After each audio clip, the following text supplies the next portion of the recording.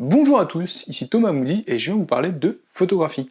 Alors j'espère que votre rentrée à tous s'est bien passée, parce que pour moi c'est la première vidéo que je tourne depuis la fin des vacances, c'est la première de la saison, j'ai vraiment décidé d'appeler ça comme ça maintenant, et je fais un truc un peu risqué en vous disant, en vous souhaitant une bonne rentrée, parce que je sais pas vraiment quand elle sera diffusée, donc c'est possible que je vous souhaite une bonne rentrée au milieu de l'automne, mais si c'est le cas, content de vous faire marrer un petit peu. Donc aujourd'hui on va parler de quoi? On va parler de newsletters. Alors les newsletters c'est pas très compliqué à comprendre, hein, c'est vous vous abonnez, vous recevez des mails, sur plein de sujets, on en trouve plein sur internet, voilà. Pour la photographie, je suis abonné à quelques-unes. Donc aujourd'hui, on va parler d'une de mes préférées du moment, c'est celle de Dina Litowski, qui est une photographe américaine. Mais je suis aussi abonné à d'autres, il y a par exemple celle de Gregory Crewdson, qui est vraiment très bien. Je vous mets des liens dans la description de tout ça, bien évidemment. Et il y a aussi une vieille auquel je suis abonné depuis très très longtemps, que je lis plus trop, mais je la lis des fois parce que ça me fait un peu marrer, c'est celle d'Eric Kim, c'est un photographe de rue américain, qui, il y a un petit peu moins de 10 ans, faisait des trucs incroyables, du contenu vraiment de très très bonne qualité sur la photographie de rue, c'était vraiment top. Et il est parti dans un délire un peu chelou, et ça m'amuse un peu de temps en temps de voir ce qu'il fait, parce que c'est vraiment devenu quelque chose de très particulier. Dans sa dernière newsletter, Dina Litowski, il est possible que j'écorche son nom régulièrement au fur et à mesure de la vidéo, donc dans sa dernière newsletter, enfin une des dernières que j'ai lues, elle donne à ses abonnés 4 conseils pas pourris pour la photographie. Alors, pourquoi pas pourris?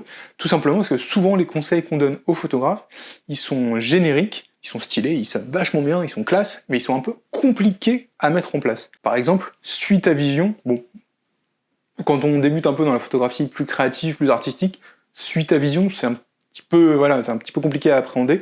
Pareil, vois la photo comme une passion, pas comme une carrière. Quand on se lance dans une carrière aussi, etc., ça peut être un peu, voilà, ça peut être un peu compliqué à suivre, un peu abstrait.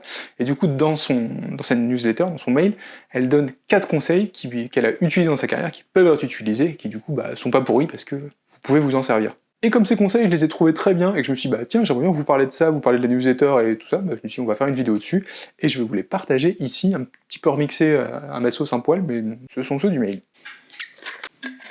Son premier conseil, il est basique, mais il marche tellement bien, c'est prenez la photo quand vous la voyez, le moment se répétera pas. Donc quand vous voyez quelque chose, vous prenez une photo. Je reçois régulièrement des mails parce que j'aime bien communiquer avec vous, donc que ce soit sur Instagram, pour les mails, tout ça, enfin je reçois souvent des trucs, des messages de votre part. Et des fois, il y a une question qui revient souvent qui est comment je sais que je dois déclencher, comment je sais que c'est le bon moment, ça déclenche. En fait, vraiment déclencher. Voilà. Vous posez pas la question, c'est vraiment très simple. La scène que vous avez devant vous, elle change toujours très vite. Alors, c'est vrai pour la photo de rue, mais c'est vrai pour plein de choses. Moi, je compte pas le nombre de fois où juste mon sac est en bordel, où j'ai un truc dans les mains, je me dis ah merde, faut que je prenne l'appareil photo, machin, tout ça.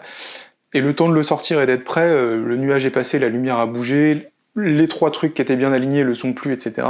Et ça va vraiment très vite. Donc vraiment, zéro prise de tête sur ça. Quand vous voyez un truc qui vous plaît, vous prenez l'appareil, vous prenez une photo. Et ça, c'est pour une raison toute simple, c'est que comme je vous dis, les scènes, elles changent très très vite, mais une fois que vous avez la photo, vous avez tout le reste de votre vie pour savoir si elle est bien ou pas, en fait. Donc, ou même plus longtemps si vous êtes visionne meilleur et que quelqu'un se charge de le faire à votre place. Mais donc, vous voyez un truc qui vous plaît, vous prenez l'image, après vous voyez chez vous, elle est pourrie, elle est pas pourrie, elle va dans votre série, elle va pas dans une série. On se décide plus tard, mais au moins vous l'avez dans un coin, et si vraiment c'est l'image qui vous manquait pour compléter un projet, une série, un truc, au moins vous l'aurez pris tout de suite. Mais vraiment, quand vous êtes dans la rue, quand vous pratiquez, quand vous prenez des photos, alors je dis dans la rue, dans l'extérieur en général, un événement, peu importe, quand vous êtes à l'extérieur et que vous avez un doute, c'est vous déclenchez tout de suite, toujours. Et ça sous-entend un autre conseil, c'est quelque chose que j'ai déjà évoqué ici, mais on ne lira jamais assez. Soyez toujours prêt du coup, parce que si la règle c'est quand vous avez un doute, prenez une photo, quand vous voyez quelque chose, prenez une photo, c'est quand même beaucoup plus simple quand vous avez un appareil qui est facile à choper, donc comme je vous disais, moi j'ai toujours un sac de prêt, toujours un dans le sac, etc. Donc il est facile à attraper, à avoir, etc. Même un petit dans la poche, que ce soit argentique et numérique, donc il est facile à attraper, et il est toujours configuré de façon à ce que ce soit allumé, déclenché, quasiment. Oui, je sais, il y a des aficionados du mode manuel, de tous ces réglages qui adorent trifouiller les boutons, et c'est super, je suis vraiment content que ce soit votre passion, mais là on est sur de l'efficacité, du pragmatisme, donc de base plutôt semi-auto, voire automatique, parce que dans le doute c'est plus facile de le repasser en semi-manuel, peu importe la marque, de changer un réglage, voilà, que quand vous n'avez pas le temps de faire ça, vous voyez ce que je veux dire? S'il est en auto, quand vous le prenez, vous le sortez du sac, vous avez besoin de déclencher tout de suite, vous déclenchez, après voilà, si vous avez le temps, vous le réglez, mais dans le doute, vous pouvez le laisser comme ça. C'est vraiment toujours mieux si vous n'avez pas 500 boutons sur lesquels cliquer. Donc je veux plus recevoir de messages comme ça, la règle c'est toujours ça maintenant. Vous voyez, vous déclenchez, on s'en fout. Même si c'est nul, même si vous avez l'air bête dans la rue parce que vous prenez un truc en photo qui peut paraître absurde, c'est l'histoire de ma vie, hein. J'ai plein de photographies poubelles par exemple, que je trouve très colorées, que j'aime bien. que je partage pas forcément, mais ça m'arrive assez souvent d'avoir l'air d'un con dans la rue. Mais donc, vous prenez plus la tête, déclenchez, et je veux plus en entendre parler. Attention. Son deuxième conseil, c'est qu'il n'y a pas de petits projets. Faut que vous traitiez tous vos shootings, on y revient, comme l'œuvre de votre vie. Elle parle de shooting dans le conseil, évidemment. Pourquoi? Parce qu'elle s'adresse un peu aux photographes pros qui prennent des commandes. Donc, pour eux, évidemment, il n'y a pas de petites commandes, que ce soit un projet pour une pub ou un grand truc, on traite tout pareil, c'est son conseil, mais vous comprenez plus largement l'idée. Donc l'idée, c'est de dire qu'il n'y a pas de petits projets, il n'y a pas de petites occasions. Vous pouvez partir 2 semaines en vacances à Maubeuge et revenir avec un travail incroyable. Et vraiment, même, c'est un peu dans l'esprit du premier conseil, quand vous partez en balade, promener votre petit-fils, j'en sais rien, votre chien, votre chat, aller chercher du pain, on s'en fout. Quand vous partez en balade comme ça, sur un trajet que vous connaissez beaucoup, faut quand même le traiter comme quelque chose qui peut apporter une matière photographique intéressante, parce que vous, c'est votre quotidien, c'est pas celui de tout le monde. C'est un peu le syndrome du touriste. Quand vous êtes touriste dans un autre pays, que vous allez chercher du pain, vous voyez plein de choses. Quand vous êtes chez vous et que vous le faites, vous ne le voyez plus. Du coup, c'est un peu contre ça qu'on lutte, c'est vraiment de traiter tout comme ayant la matière pour faire un travail photographique intéressant, ou même si c'est pas intéressant, qui vous fera progresser. Je pense par exemple aux moments en famille. Une des raisons pour lesquelles je me suis mis à l'argentique, c'est pour capturer ces moments avec du film, parce que je sais pas, j'aime bien. Et donc, tout ça, on le traite comme des portraits qui seront mis dans Vogue. Alors, évidemment, ce sera absolument pas le cas, mais juste on y donne du soin, on y met du cœur, on travaille, on réfléchit à ce qu'on fait, et même si c'est des choses qui restent dans le cercle privé, qui partiront pas plus loin, etc., vous progressez un peu, vous travaillez, etc. Donc vraiment, on s'enlève de la tête qu'il n'y a pas de petites occasions. Parce que de toute façon, le résultat, il vient toujours de vous, quoi qu'il arrive. C'est toujours votre regard, votre intérêt pour la scène, votre travail que vous mettez sur place qui va donner le résultat final. Si par exemple vous attendez d'être à New York dans la 5e avenue pour faire de la photographie de rue, mais que vous faites ça à l'arrache parce que vous êtes fatigué, vous avez marché toute la journée et que vous êtes plus concentré, ce sera nul de toute façon. Donc vraiment, ce qui fait la différence entre quand vous allez sortir des bons trucs et d'autres moins, c'est votre attention, votre sens du détail, votre capacité à creuser un petit peu plus. Alors, conseil pas abstrait, il y a une scène qui vous plaît, j'en sais absolument rien parce que vous êtes tous très différents, vous faites tous des projets très différents, mais il y a une scène qui vous plaît, etc. Creusez un peu plus, c'est prendre une photo, ok, c'est la photo dont je parlais tout à l'heure, la première, vite, celle tout de suite qu'on prend immédiatement, et après, si la scène dure un peu plus longtemps, essayez d'autres cadrages, d'autres angles, etc., d'autres lumières, peut-être d'autres réglages, tester des choses, c'est ça creuser. Et donc, le résultat, il dépend toujours de ça, de la part de travail que vous mettez dedans, d'investissement dans l'image, et peu importe l'occasion où vous êtes au final. Et du coup, c'est pour ça que toutes les occasions se valent au final, parce que le critère déterminant qui va changer le résultat à la fin, c'est pas la scène, c'est vous. Son troisième conseil, c'est de chourer des petits trucs à tout le monde. C'est quelque chose qui va améliorer vos images, nourrir vos travaux, vos réflexions. Donc regardez les photographes que vous aimez bien, analysez leurs travaux, vous voyez ce que vous pouvez en garder, ce qui vous plaît dedans et ce qui peut nourrir votre pratique à vous. C'est vraiment genre la raison numéro 1 pour laquelle j'ai mis cette chaîne en place, c'est parce que justement, assez régulièrement, en parlant de photographes et d'autres choses, je vais vous livrer comme ça des travaux photographiques avec des analyses et vous pouvez justement voir ce qui là-dedans va vous intéresser, ce que vous allez pouvoir garder. Si je prends quelques exemples comme ça, toujours pour que ce soit concret et pragmatique, j'avais vu une exposition de Simon Roberts il y a à peu près 1000 ans au centre photographique de Rouen, et en fait ce qu'il expliquait, c'est quand il fait l'édition de ses images, donc de son projet, de la sélection, il aime bien que tous les personnages soient à la même taille. Alors, pas exactement tous à la même taille, mais en fait c'est un critère qui va harmoniser la série. Typiquement, lui il aime bien que ses peintures ressemblent à des tableaux, donc il dit que les gens font pas plus d'1 tiers de l'image. Il n'y a personne dans ses photographies qui fait plus d'1 tiers de l'image. C'est comme ça qu'il donne un peu l'impression de tableau de peintre du 19e, paysagiste, tout ça. Ça, c'est un critère qu'on peut garder. Ça, je l'ai gardé dans ma tête. Alors, moi, je fais pas 1 tiers, mais je me dis, ok, par exemple, je fais une série de photographies de rue, je veux que les gens soient très présents. C'était le cas sur les photos que je faisais dans le métro. Je me disais, c'est au moins les 2 tiers de l'image. Les gens qui sont dessus, c'est au moins les 2 tiers de l'image, parce que je veux qu'ils soient très présents, je veux pas de photos prises de loin, etc. Donc, je me sers de ça. Donc, vous voyez, c'est des petits trucs comme ça, qui pourtant peuvent être réemployés sur des projets qui n'ont rien à voir, mais qui nourrissent votre pratique, elles l'améliorent et vous donnent des petites, un peu de sel sur tout ça.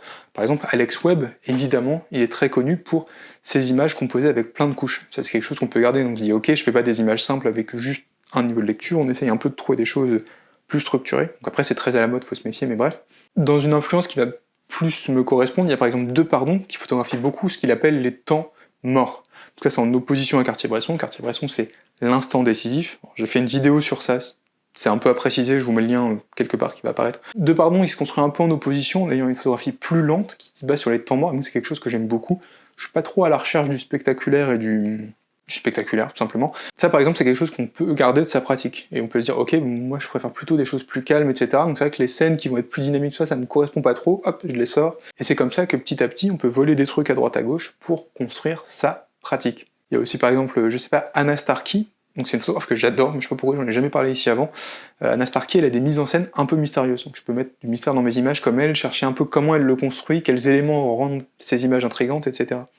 Donc pour ce qui est de la question de la copie, etc., du plagiat, vraiment, ne paniquez pas, vous n'allez pas devenir un copycat en ayant plein d'inspiration. Ça c'est le cas si vous copiez uniquement une personne et vous copiez tout.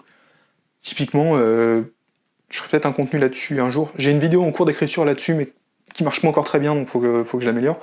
Mais il y a quelques cas de photographes très connus sur les réseaux sociaux qui copient tout d'un certain type d'image, et qui du coup tombent là-dedans et perdent complètement l'originalité et l'intérêt. Là on parle vraiment de, comme je vous disais, choper des petits trucs à droite à gauche pour construire votre pratique. Alors si jamais vous n'êtes pas encore à l'aise avec cette démarche, il y a des contenus qui peuvent vous aider pour ça. C'est tout simple, c'est tout facile.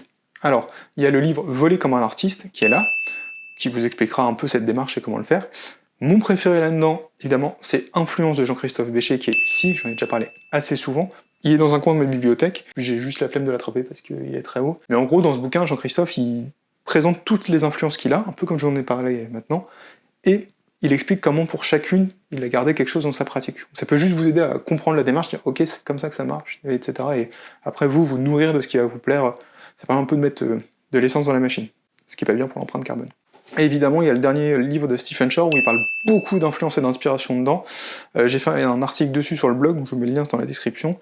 Le livre est encore en anglais, mais mon article est en français, forcément, donc vous pouvez déjà le lire aussi, du coup c'est gratuit. Après avoir vu cette vidéo, vous pouvez aller lire ça et tout de suite avoir plein d'idées. On passe à la suite.